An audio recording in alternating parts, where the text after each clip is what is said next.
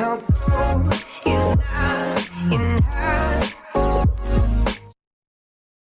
Welcome guys, welcome to this video. So in the last video we saw how to create a login system using PHP. It was a basic login system for the beginners to see how we can match data and all. So it's working here. Now I want to show you some things when we match the data I used if I go to files and sign up. So I use the password underscore hash, so using this, and when I was logging the user, we were matching using password underscore verify.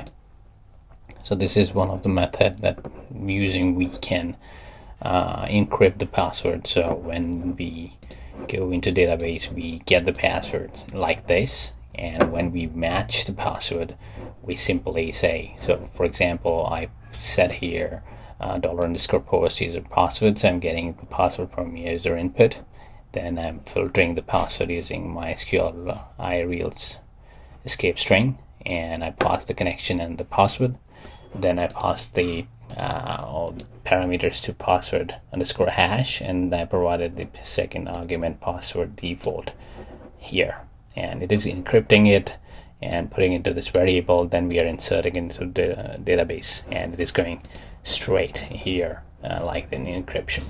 So now we can't see or de-encrypt it. We will have to match it using the password underscore verify, where we provide the user password as a first argument and the encrypted password that we have in database as a second argument, and it returns a boolean. So that's on the base of that we are doing the operation here. Now there is one more way we can do this. So for example, if I wanted to, we could do this way, that we could say here, like I get this user, currently this is my SQL real escape string only, and we're getting the user password, and it is for login process.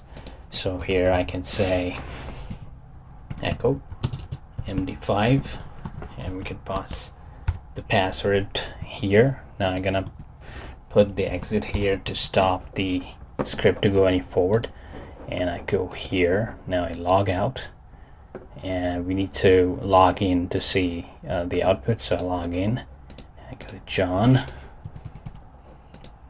and you can see that we have the encrypted password here using MD5. Now MD5 is the algorithm in the PHP. The thing we can do here in this case is that when you insert data into the database, you use MD5, and when you match the password, so you will have to again encrypt that password with MD5, so it's going to be the same. So for example, if I copy this or we refresh this, it's gonna stay the same, so we can match it that way.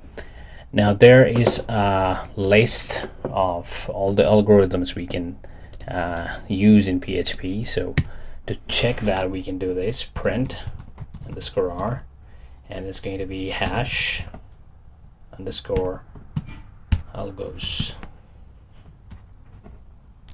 and it is going to give us the complete list. So I go to the browser, refresh, and we have the list here.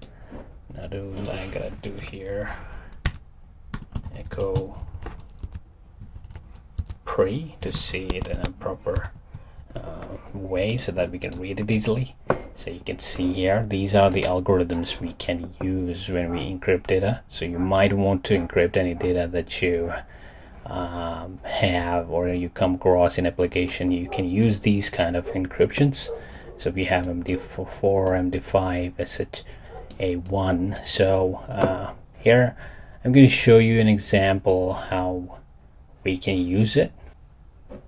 So for example, I go here, and what I'm going to do, I'm going to say I'm going to put it on the top of it. So I say echo, and I'm going to say hash. Now first I need to define which encryption algorithm I want to use. So I say MD4, sorry, and then the second is going to be the variable that we need to pass. So I say $password, so we're going to pass here, and we save this. Now I go to the browser and refresh, we get this here. Now if I want to change it, for example, in case let's say this time I say SHA1 as algorithm, so I'll provide that in here, save that, and I go here, and this time I refresh, you will see it's a different. Now you refresh again and again, it stays the same. It is an encrypted one till here.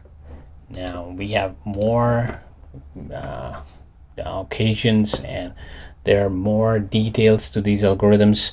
If you want to read more about these algorithms, you need to visit the PHP documentations. So we have PHP _algorithms, this link here. You can read about these algorithms. You can see here all the list and everything about these is given. So as from these PHP 7.4, it's printing the list, and you can check and use these algorithms in your application to secure your data. Hope you like this video. See you in the next one. Thank you for watching. And I'll go